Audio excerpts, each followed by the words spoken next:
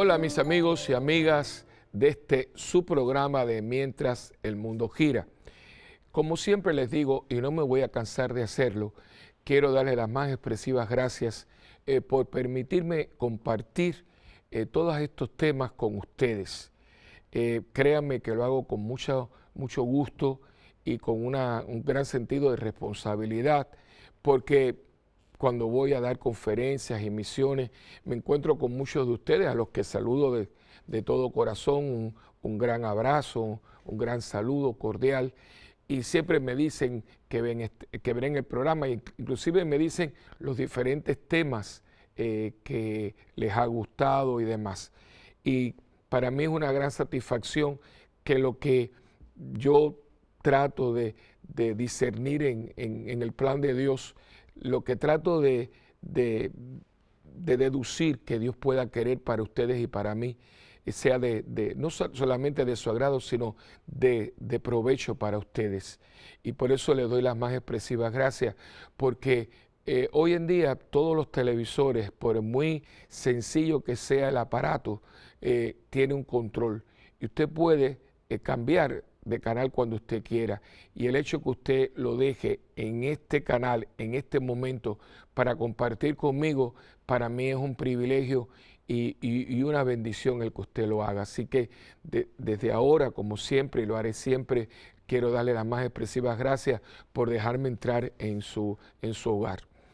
Como siempre, vamos a empezar el programa con esa oración que ustedes han acogido con tanto fervor y que una vez más me han dicho: Padre, me gusta mucho porque es una oración que tiene mucha profundidad. Así lo creo, por eso la comparto con ustedes, yo la digo. Es de una oración de la autoría del cardenal Verdier, un gran hombre de iglesia. Y como siempre, comenzamos nuestro programa con la oración al Espíritu Santo del cardenal Verdier. En el nombre del Padre, del Hijo y del Espíritu Santo. Amén.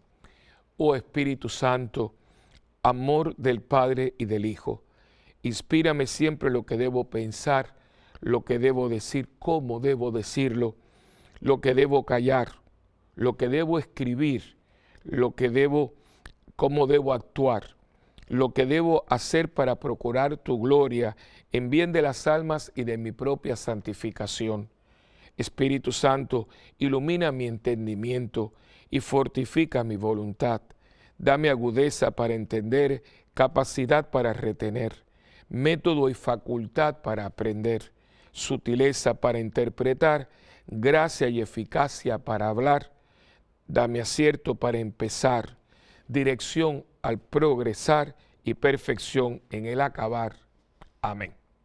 Pues bien, hoy tenemos un programa que creo que va a ser de mucho provecho para todos ustedes, porque vamos a estar tratando un tema muy interesante y que, por cierto, viene como anillo al dedo, porque antes de comenzar el programa como tal, quiero, ¿verdad?, llevar mi oración y sobre todo mi cercanía a todas las familias que han perdido seres queridos en este lamentable y triste atentado terrorista en la ciudad de París. Una vez más nos vemos arropados por el terrorismo, por una violencia totalmente desquiciada que está arropando al mundo, ¿verdad? Y en nombre de un Dios que no existe, el Dios que es Dios, sea el Dios nuestro, cristiano, pero también el Dios de los musulmanes, del Islam. No es un Dios guerrero, no es un Dios justiciero, no es un Dios violento, no es un Dios terrorista. Al contrario, se promueve la justicia, el amor, el perdón, ¿verdad? Y desgraciadamente, en nombre de un Dios que no existe, se perpetran todas estas cosas totalmente fuera de razonamiento humano. Y hoy, pues, el mundo entero está de luto, no solamente París, sino el mundo entero, como hace unas semanas atrás, unos meses atrás, veíamos en la ciudad de Oregón, este hombre también que entró en un college, ¿verdad?, y allí pues le preguntaba a la gente si eres cristiano, y si la persona respondía que sí le da un tiro en la cabeza. Y es que todos los días, no importa donde usted pueda estar, en esta ocasión la gente estaba en un concierto, el otro estaba en un salón de clase, puede estar en una cafetería, puedes estar en un avión. Vemos este patrón de conducta que desgraciadamente se va haciendo cada día más común y más generalizado, porque París no es la excepción. Vemos que hoy es allí, mañana es acá, y la idea de todo esto es sembrar el terror. La palabra terrorista, terrorismo, viene de la palabra terror, y es sembrar precisamente el terror para que así la persona, ¿verdad?, no tenga ningún control sobre su vida y esté totalmente atemorizado, al punto de que usted tiene miedo hasta de vivir en su propia casa. Es la manera de paralizarnos. Acuérdense que el miedo paraliza. Entonces es quitarnos a nosotros todo radio de acción, toda posibilidad de movimiento, toda posibilidad de expresar lo que somos, lo que sentimos, y irnos como acorralando, para que a medida que nos van acorralando, estas personas van ganando terreno. Es toda una estrategia.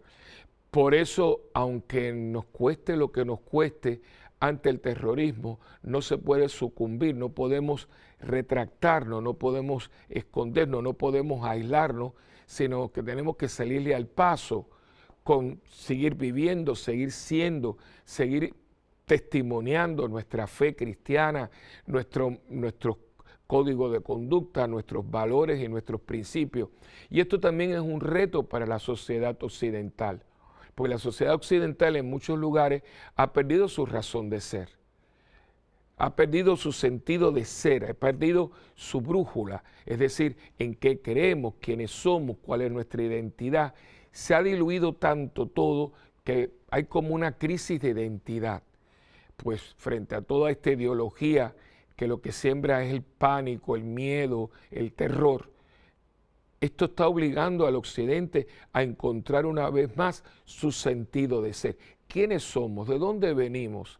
La sociedad occidental es producto de toda una larga tradición judeo-cristiana, de han venido nuestros principios, nuestros valores, todo lo que nosotros hemos compartido por siglos y que en un momento dado, ahora lo estamos viviendo, se ha cuestionado. Aquí viene el peligro, no es tanto el peligro de la bomba, del tiroteo, que ya es un peligro en sí mismo, sino que la amenaza es unas personas con una ideología muy marcada, muy concreta, muy bien asimilada, y un occidente que verdaderamente no sabe para dónde va, que lo mismo esto es bueno que aquello. Y esto nos está obligando a nosotros a encontrarnos con nosotros, quiénes somos, cuáles son nuestros valores, para nosotros testimoniar y acertar lo que creemos y quiénes somos, no para entrar en una guerra santa, no, esa no es la idea, pero sí dar testimonio y poner en claro y por claro lo que nosotros queremos y quiénes somos, porque se está viendo amenazado nuestro propio estilo de vida. Ya no sabemos a dónde ir porque esto es totalmente indiscriminado.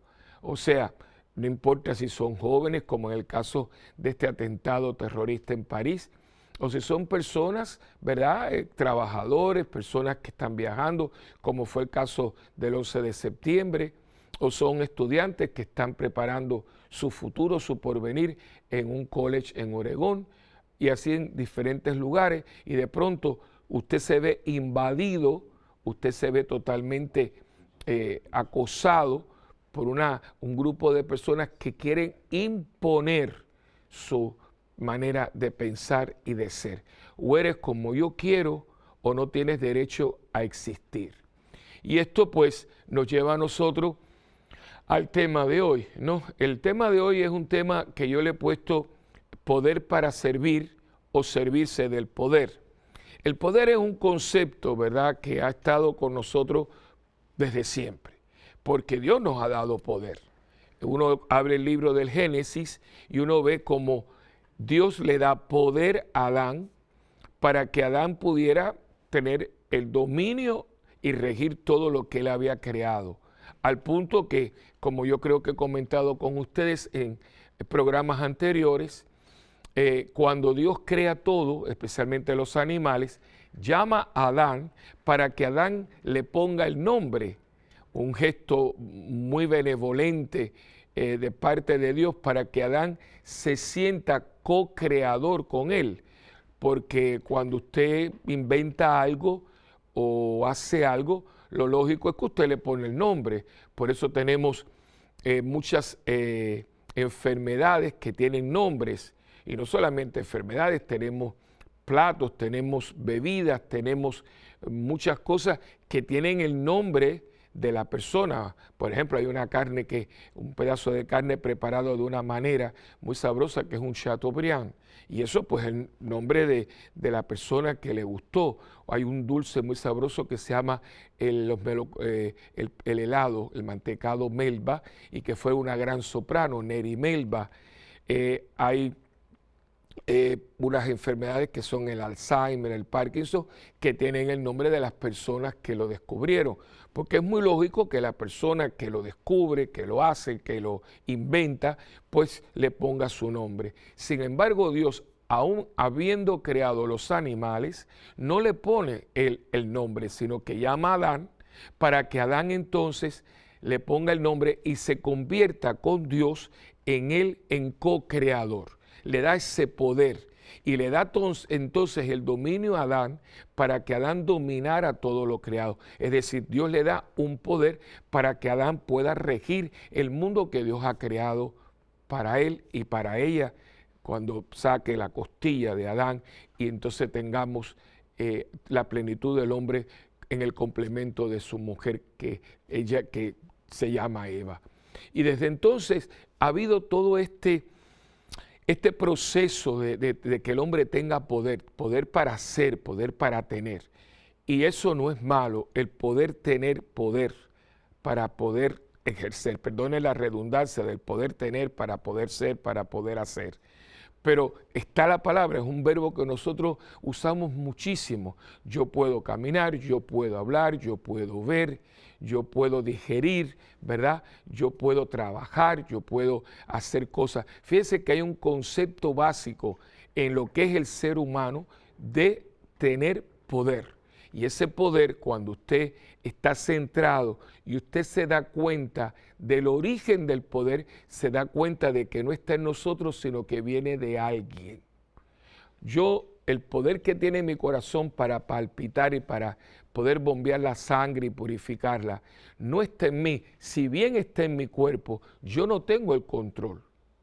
El control viene de alguien que hace que mi corazón automáticamente esté llevando a cabo esta función de una manera increíble y constantemente. Desde que mi mamá me concibió, mi corazón está latiendo hasta este momento. Imagínense cuántas horas, cuántos segundos, cuántos días, y ahí ha estado siempre con el poder de poderme dar vida. En el momento que el corazón para, uno se muere, humanamente uno se muere. Por lo tanto, usted se puede imaginar el poder que hay en ese órgano para hacer que yo humanamente esté ahora compartiendo con usted. Vemos entonces el poder que tiene el corazón humano para que nosotros podamos vivir humanamente. O sea que les estoy tratando de dar a entender que el poder está aquí en nosotros. El poder que tienen mis pulmones para contraerse, para que yo pueda respirar, para que yo pueda exhalar, inhalar, y que yo pueda entonces tener el oxígeno para que entonces venga todo ese proceso de oxigenación de la sangre. Y uno va viendo todas estas cosas que fíjense que todos tienen un común denominador. Todo es poder, poder para oxigenar, y esa era la sangre, el poder para que mi corazón pueda palpitar, el poder que tienen mis piernas para poder los músculos contraerse y expandirse para yo poder caminar, el poder que tienen mis ojos para yo poderlos ver a ustedes y ustedes verme a mí, el poder que tienen mis oídos, el tímpano, todo ese oído interno para que con esas cavidades, con esa resonancia, ustedes me puedan ver y escuchar al mismo tiempo y con un volumen adecuado. el poder que tienen mis cuerdas vocales para emitir un sonido, para yo poderme comunicar con ustedes vocalmente. Si se da cuenta que todo esto tiene como punto de referencia la palabra poder. Yo puedo, tú puedes, él puede, nosotros podemos. Pero entonces aquí viene la gran pregunta, ¿de dónde viene ese poder? Y aquí entonces es que empiezan todas estas divergencias, porque muchas veces lo tomamos por dado, otras creemos que nosotros somos el dueño y el autor de ese poder, y el tercero, el abuso de ese poder. Porque a veces, ¿verdad?, este poder que yo tengo de mi cuerpo, yo lo puedo utilizar para darme la buena vida, para hacer con mi cuerpo lo que me da la gana, es decir, lo maltrato, lo abuso, lo envicio, lo expongo a diferentes esclavitudes, y cuando vengo a ver, mi cuerpo es un cuerpo que está totalmente inservible, porque yo le he expuesto a cosas que no eran propias de él. Por eso es tan importante que desde el principio uno deje claro de dónde viene el poder que yo tengo como ser humano, de dónde viene el poder que Dios, yo digo Dios, ¿verdad? Porque es que se me sale, pero el poder que yo tengo para respirar, para ver, para oír, para hablar, para todo. Y entonces uno se da cuenta de que es un poder que viene de, que no es propio. O sea, yo no me di este poder, yo no lo creé. Es un poder que alguien me ha dado para yo poder existir. Y ahí es donde viene entonces el encuentro del ser humano con el Dios que nos sostiene. Esto va a llevar a Pablo, a San Pablo, a decir tres verbos que yo creo que en un programa anterior yo se los mencioné, pero me he dado cuenta que el repetir nunca está de más. Y si ustedes se acuerdan, y se los vuelvo a decir, a lo mejor usted no estuvo o no escuchó ese programa o no lo vio, que dice Pablo que en Dios nos movemos, existimos y somos. El concepto que tiene Pablo de Dios no es un Dios estático, no es un Dios lejano, no es un Dios extraño, sino que es un Dios que está en una comunión tal con el ser humano, que es tan parte de nosotros como nosotros somos tan parte de Él, que en Dios nos movemos, en Dios existimos y en Dios somos. Y yo les invito para que usted haga un día una reflexión sobre esto y coja estos tres verbos, que los tres son tremendos verbos, y coja uno por uno y dice, en Dios nos movemos. ¿Qué significa moverse en Dios? ¿Verdad? Existir en Dios, ser en Dios. Sin Dios yo no me puedo explicar. Por eso la gente que niega a Dios se crea como una especie de laberinto, porque es como el perro que se quiere morder el rabo, ¿no? Y usted lo ve dando vuelta y dando vuelta y dando vuelta, que parece algo necio, pero es que no puede, porque cuando él va a morder es el mismo rabo y no lo puede alcanzar. Y el ser humano, cuando saca a Dios, está tratando de morderse el rabo, pero no va a poder, porque es un laberinto, nunca encuentra la salida, porque no me puedo explicar en mí mismo, tengo que salir de mí mismo para el encuentro con Dios, para entender que en Dios yo me muevo, que si Dios me hace así y me saca de Él, me saca de la palma de su mano, me retira su sostén, yo dejo de existir, porque mi mamá y mi papá a mí me dieron lo que es el cuerpo, la parte humana, pero mi papá y mi mamá a mí no me dieron el aliento de vida, porque cuántas mujeres lamentablemente han concebido, pero cuando el médico empieza a hacer las diferentes pruebas del embarazo y demás, y va entonces ocultando al niño que está en el vientre de su madre, se da cuenta que el niño está muerto. Y mujeres han tenido un parto de un niño muerto, porque ahí está la equivocación. Mami y papi pusieron su parte. Y así como Dios hizo con Adán en el momento de crear los animales para que le pusiera el nombre, de la misma manera, mi mamá y mi papá, tu mamá y tu papá, pusieron lo que hay en ellos biológicamente para crear este cuerpo, este ser humano. pero el aliento de vida, en hebreo la palabra es ruá, que no es soplo. A veces algunas Biblias hablan de soplo y no es soplo, es aliento. El aliento es lo que usted tiene, esto de ese sonido que hasta es bonito, ¿no? Usted lo escucha y los sacerdotes, y quizás usted como familia ha tenido esa experiencia. Usted cuando ha estado al lado de una persona que está ya moribunda y fallece, usted va a escucharlo.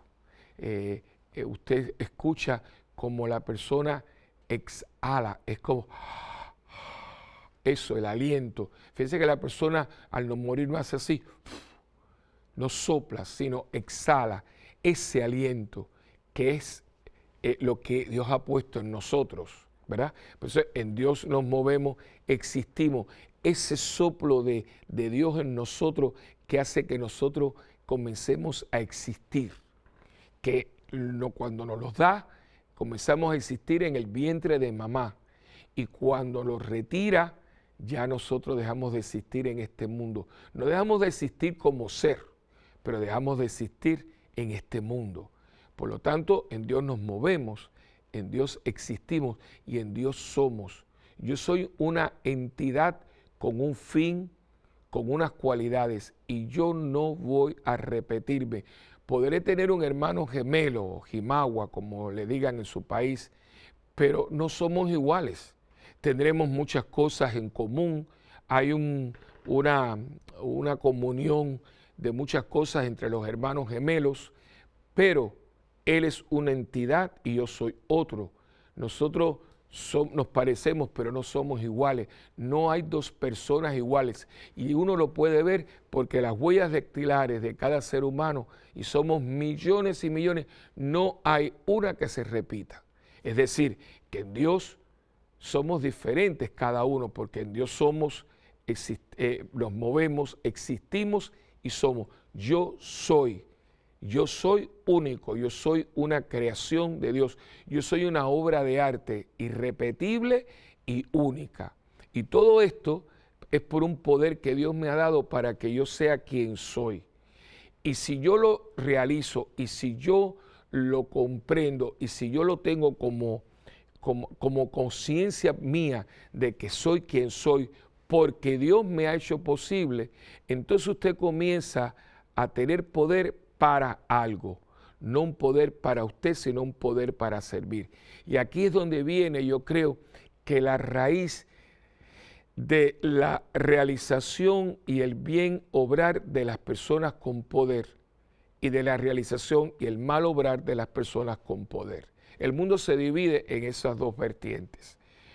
Yo tengo poder en mi vida, yo tengo un poder para existir, yo tengo un poder porque tengo unos talentos, yo tengo un poder porque Dios me ha capacitado para algunas cosas, pero como todo yo lo refiero a la fuente primaria que es Dios, siempre estoy en referencia a Él, y todo lo que Él me da yo lo pongo en servicio de, y siempre tiene el punto de referencia que es Dios. Eso, cuando usted se da cuenta de que usted se mueve, usted es y usted existe porque Dios lo permite. Pero cuando usted saca a Dios de la ecuación y usted se convierte en el centro de todo, entonces usted no solamente tiene poder, sino que comienza a servirse del poder, que es lo que estamos viendo lamentablemente desde siglos y hoy en día de una manera indiscriminada, que lleva a la famosa corrupción, que el Papa inclusive hacía referencia a ello en el documento de Evangelii Gaudium, ¿verdad? Ahí el Papa estaba hablando de la corrupción, y da duro el Papa Francisco, porque todo lo que está pasando en el mundo y ha pasado en nuestros países y sigue pasando, es que la gente se vuelve corrupta. Pero ¿por qué usted se vuelve corrupto? Porque una persona, ¿verdad?, comete todos estos abusos del poder, abuso, discriminación, crueldad, discrimen, las cosas que uno a veces se espanta, ¿no? Y muy lamentablemente esto también pasa dentro de la misma iglesia, ¿no? Puede pasar tanto a nivel del laicado como de los otros mismos clérigos, ¿no? que nosotros no nos damos cuenta porque nos vemos como el punto de referencia del poder y no sabemos que el poder que tenemos nos ha sido dado para una razón única, para servir. Desde el principio, cuando Cristo llama a los apóstoles, los llama para servir. Y está el gran acto del lavatorio de los pies, el Jueves Santo, donde declara, pero marcado y claro, que el poder se nos da para que sirvamos. Ese es uno de los momentos donde Cristo habla más claro, no hay cabida para más. Porque allí dice, después ustedes se lo saben, la narración de memoria, que dice que después que le lavó los pies, que era lo que hacían los esclavos más rudimentarios, porque en el tiempo de Cristo hay esclavos, pero no todos los esclavos son lo mismo. Había esclavos que eran tutores de los niños pudientes y demás. Había esclavos que eran de cocina, del mantenimiento del hogar, pero había unos esclavos que lo que hacían era que cuando la gente venía, no había zapatos cerrados, que venían con los pies malolientes, sucios, pues ellos se tiraban al piso y te lavaban los pies, ¿verdad? La parte quizás más sucia del cuerpo, porque aunque nosotros nos bañemos todo el día, al tener un calzado cerrado, pues eso hace que el pie sude, que el pie tenga un olor particular. Pues esa labor tan baja la hacían los esclavos de menos categoría, es la que Cristo toma para que ellos entiendan a qué están llamados. Por eso es que ustedes ven que Pedro entra como en un frenesí. ¿Cómo tú vas a lavarme a mí los pies?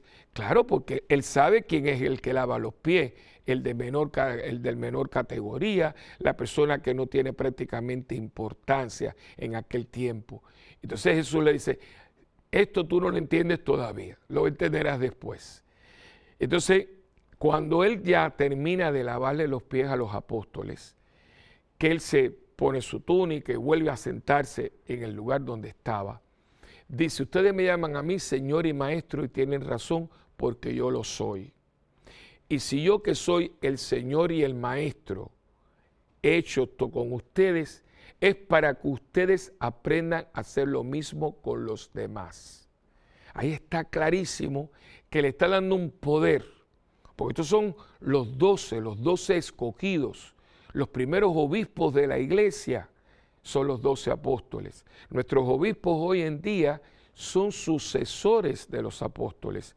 Esto es la bendición más grande que puede tener un sacerdote, la plenitud de nuestra vocación sacerdotal. No todos tenemos ese regalo de Dios, esa bendición y esa responsabilidad.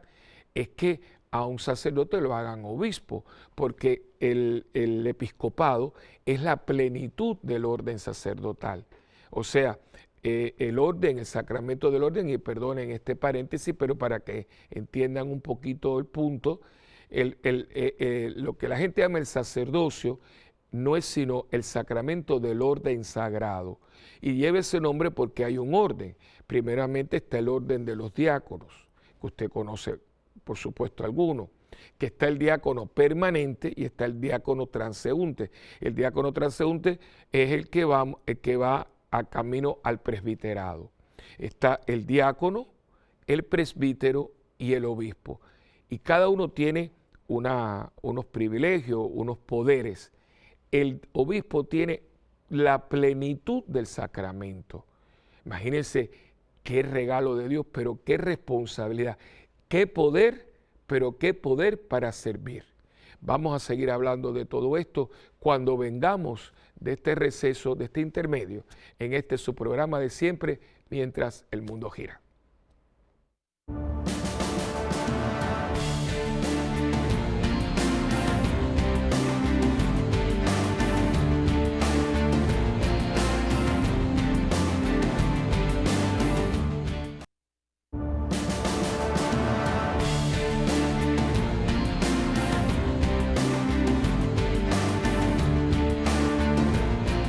Bueno, pues aquí de nuevo con ustedes y como siempre me gusta hacer, porque la idea de la reflexión del programa es que ustedes siempre tengan un texto bíblico para que hagan, que sea como un punto de referencia, un fundamento para todo lo que estamos hablando.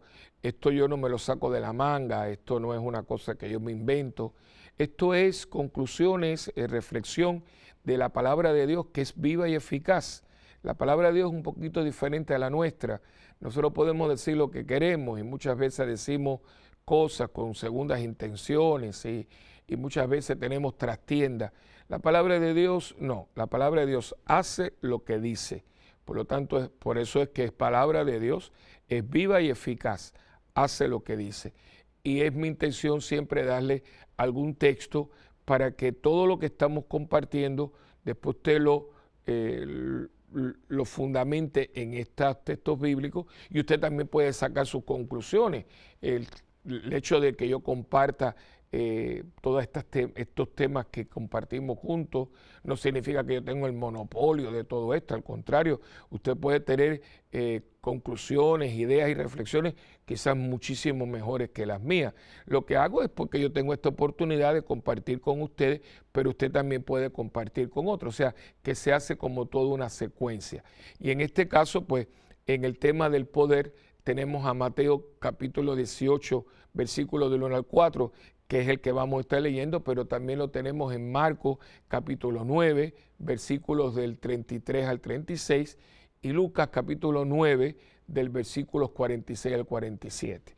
Pero vamos a leer nosotros el capítulo 18, del 1 al 4, que es un tema muy lindo. Y por cierto, este capítulo 18 viene inmediatamente después del capítulo 16 y 17, que son dos capítulos muy importantes en el Evangelio de Mateo, porque en el capítulo 16 está la confesión de Pedro cuando están en Cesarea de Filipo y Jesús pregunta: ¿quién dice la gente que soy yo?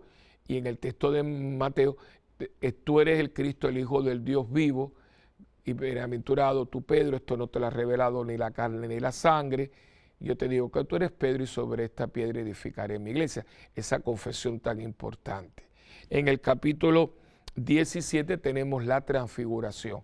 Cuando Cristo toma a Santiago, a Pedro y a Juan y los lleva al monte de la transfiguración, y allí ellos tienen una experiencia con el Cristo glorificado. Cristo en el medio con Elías y Moisés a los lados. Cristo la plenitud, ¿no? A un lado está Moisés, que es el libertador, el que da la alianza, el que realiza la alianza del pueblo de Dios con Dios, y Elías, que es el gran profeta que purifica la fe del pueblo de Israel. Y entre los dos, en el medio, siempre está la persona más importante, está Cristo, que es la plenitud de la ley y todos los profetas. En Cristo se realizan todas las profecías. Y entonces, después de ver la profesión de fe de Pedro, donde hay un poder que se le da a Pedro y a sus sucesores, ¿no? Después que vemos el privilegio de poder ver a Cristo transfigurado en estos tres hombres que son el fundamento de la iglesia que nace, Santiago, Juan y Pedro, ¿verdad? Y entre ellos con los sucesores de los apóstoles, viene el capítulo 18 que comienza, dice: en aquella misma ocasión los discípulos se acercaron a Jesús y le preguntaron: ¿quién es el más importante en el reino de Dios? ¿Quién es el más importante? ¿Quién es el que tiene más poder, no? Jesús llamó entonces a un niño, lo puso en medio de ellos y dijo: les aseguro que si ustedes no cambian, fíjense, no cambian, ahí hay una frase que a veces pasa desapercibida: si ustedes no cambian y se vuelven como niños, no entrarán en el reino de Dios. El más importante, el que más poder tiene en el reino de Dios es el que se humilla y se vuelve como este niño. Y el que recibe en mi nombre a un niño como este, me recibe a mí. Como ustedes ven, aquí tenemos nosotros ya el principio del poder según Cristo. El poder no nos puede llevar a nosotros al orgullo, a la prepotencia, a la soberbia, sino nos tiene que llevar a nosotros a la humildad y al servicio. Y aquí yo creo que hay que hacer un gran examen de conciencia, porque a todo nivel se ha utilizado muchísimo el poder para servirse de él. Y esto a todo nivel. A mí no me da derecho el poder para ser cruel. Un gran hombre de Estado, de hecho el fundador del sistema que define a Puerto Rico es un Estado libre asociado a los Estados Unidos, es un territorio pero con unas cualidades diferentes, o sea, la persona que nace en Puerto Rico, ciudadano americano y demás, pero con unas modificaciones, no vamos a entrar en eso ahora, pero el que crea este concepto del Estado libre asociado, un hombre de Estado, gran hombre de Estado en Puerto Rico, fue Luis Muñoz Marín. Él tiene un hombre muy inteligente, un hombre con grandes cualidades, y tiene una frase que es memorable, ¿no? Y es: el poder no te da derecho a ser canalla. Y desgraciadamente hay muchos canallas que se han servido del poder para explotar. Y basta solamente mirar el cuadro de nuestro continente latinoamericano antes y hoy, para uno ver cómo se manipula, cómo se abusa, cómo se destruye, cómo se asesina, cómo se denigra a seres humanos simple y llanamente porque yo tengo el poder y si tú me amenazas el poder que yo tengo que eliminarte. Y yo no voy a decir nombres, pero usted en este momento piense en los países que en este momento son víctimas de una persona que se cree dueño y que inclusive muchos de ellos han querido cambiar las constituciones de los países para que no hayan elecciones y ser presidentes por vida. Yo conozco uno que venía para cambiar y para que el país fuera libre y no se viera arropado por una dictadura.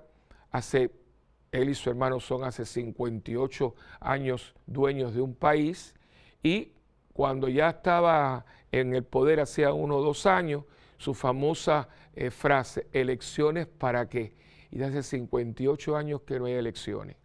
Y nadie puede decir nada porque el que saque el pie se lo cortan. O sea, no, el poder es mío y yo hago con el poder, perdone la expresión, lo que a mí me da la gana.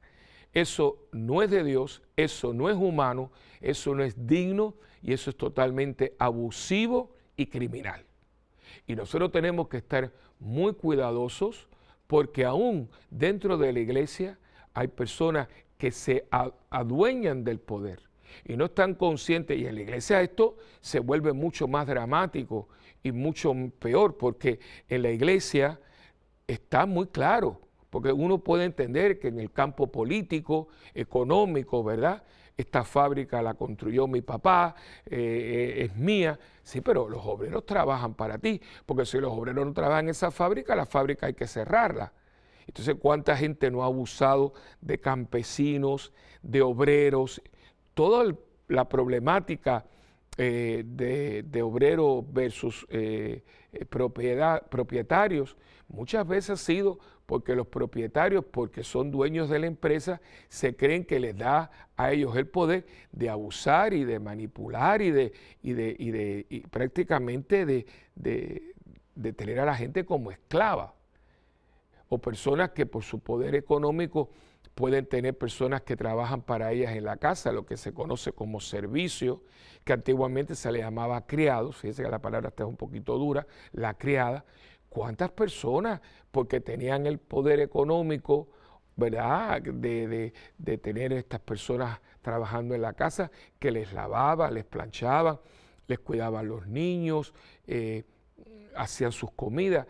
Eso era un servicio que se le prestaba a la familia y se les trataba ni como perros, porque hay perros que viven mucho y se les pasa la mano y los tienen, que hay seres humanos que quisieran ser perros, ¿no?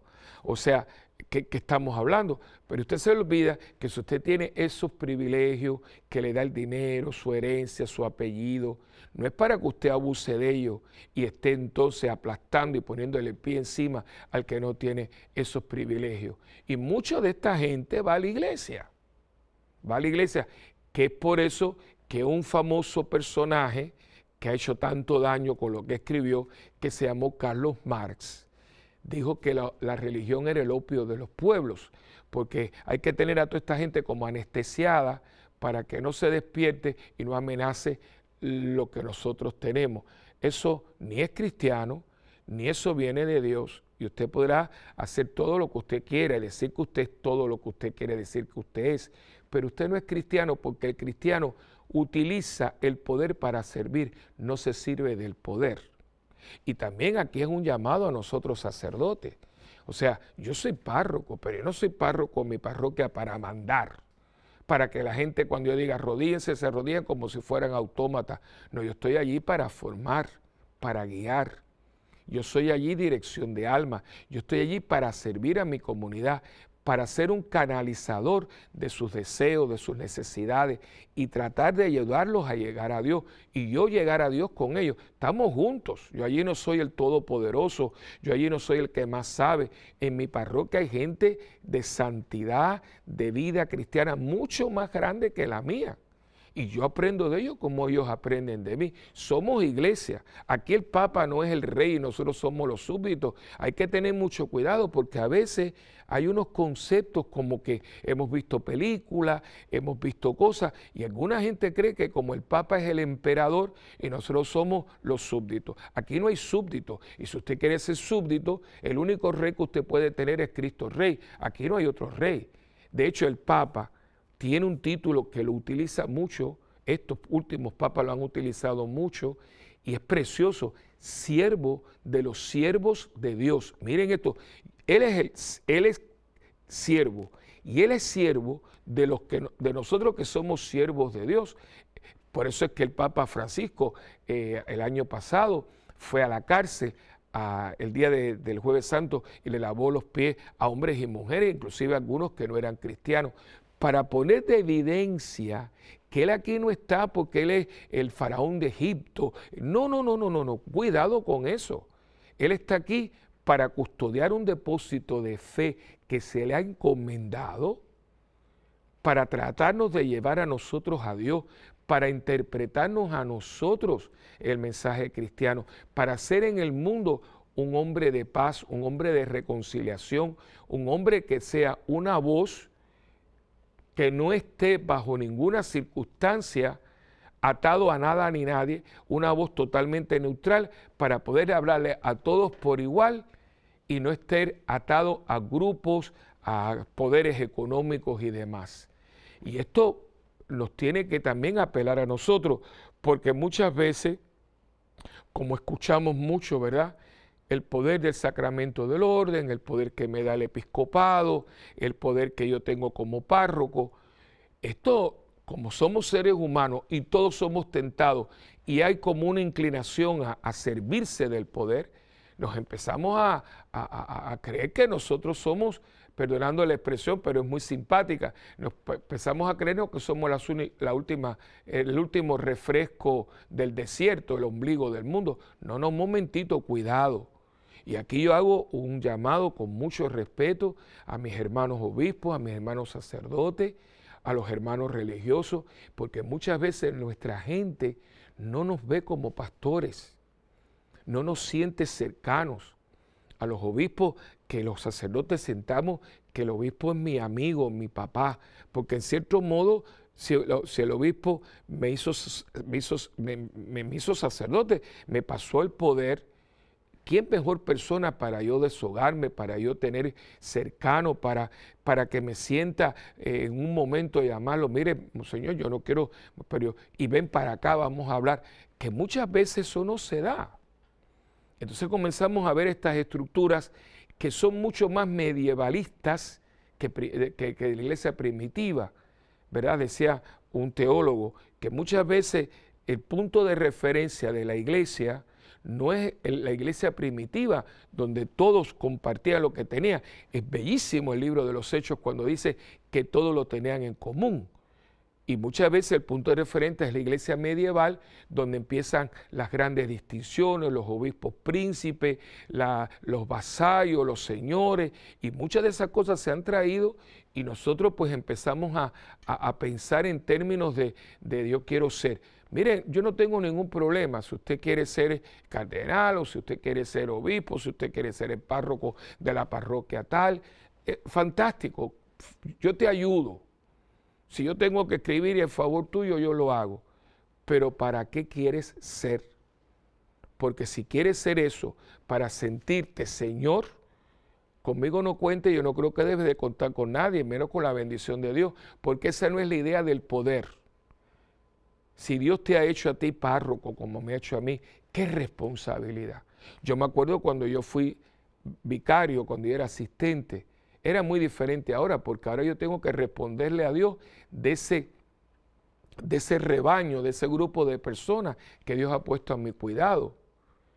Y aunque yo vengo aquí porque Dios me lo ha permitido, mi obispo, primero el cardenal y ahora Monseñor Roberto, que les agradezco mucho que han tenido la confianza de que yo pueda venir unos días aquí, pero yo antes, y se lo prometí al cardenal y ahora al señor arzobispo, yo haré todo esto siempre y cuando no se descuide la parroquia en lo más mínimo, porque hay una prioridad, ¿verdad? Y yo tengo esa responsabilidad, mi gente, la vida espiritual, la planta física, los medios, las estructuras, tener una parroquia que tenga diversidad, actos culturales, que tenga una rica vida espiritual, preparar el Adviento, la Navidad, la Cuaresma, que ellos puedan formarse cursos de bíblica, cursos de historias de la iglesia, una cristología sana, buscar que mi comunidad, la que Dios me ha encomendado a mí y a la que yo tengo que servir.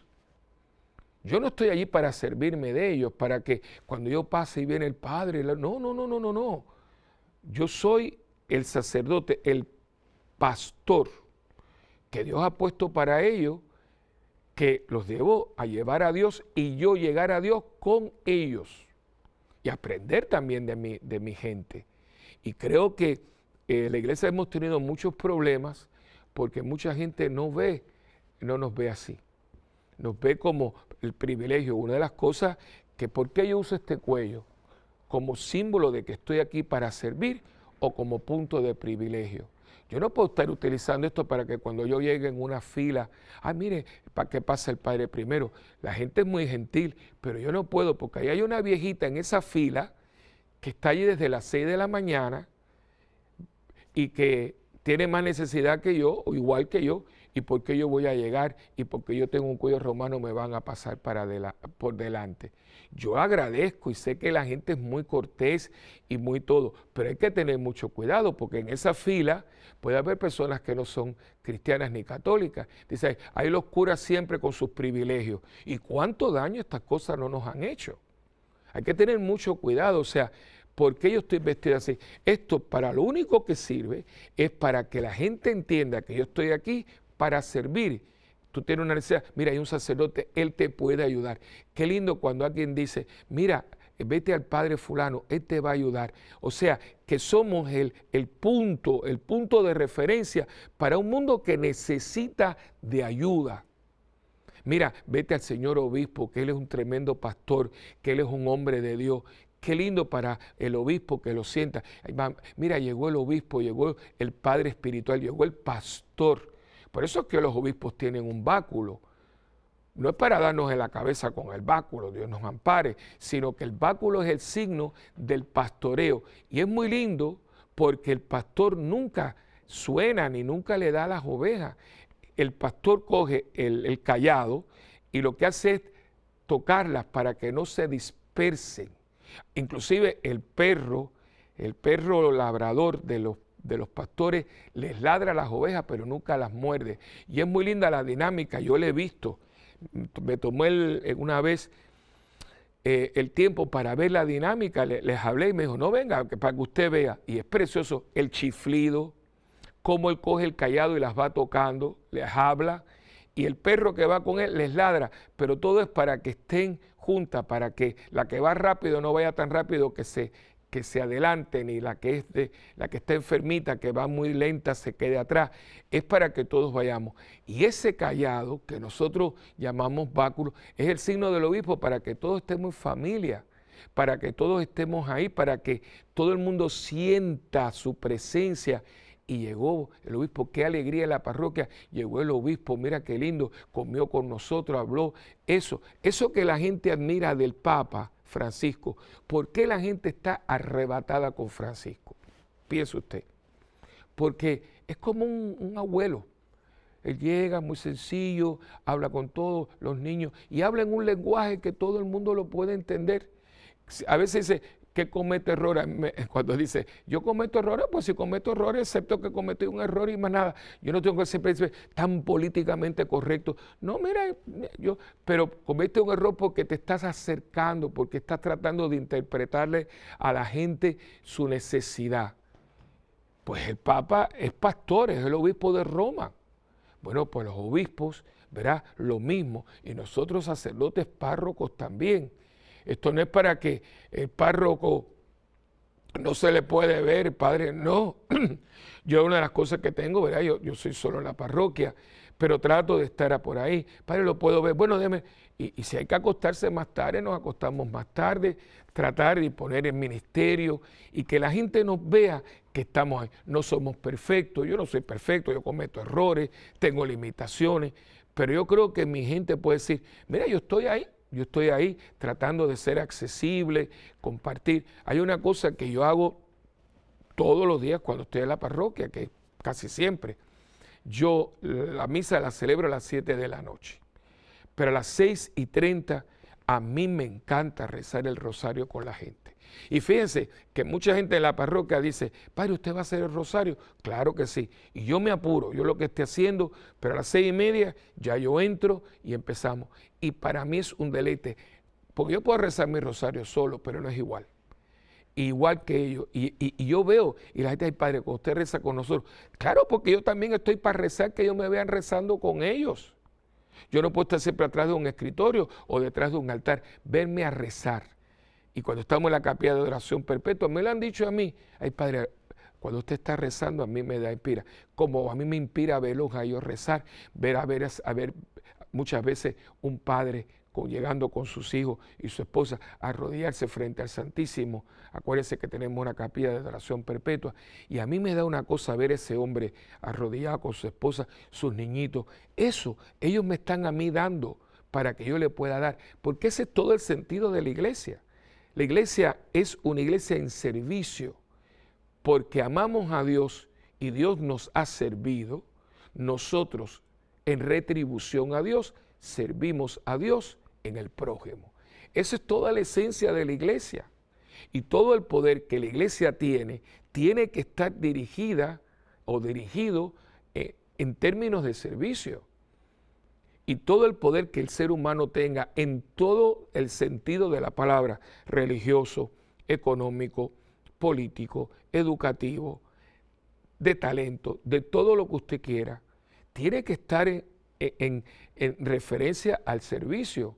Desgraciadamente nos hemos adueñado de algo que no es nuestro, porque si a mí me salen callos en las cuerdas vocales, aunque quiera no les puedo hablar, hermanitos míos.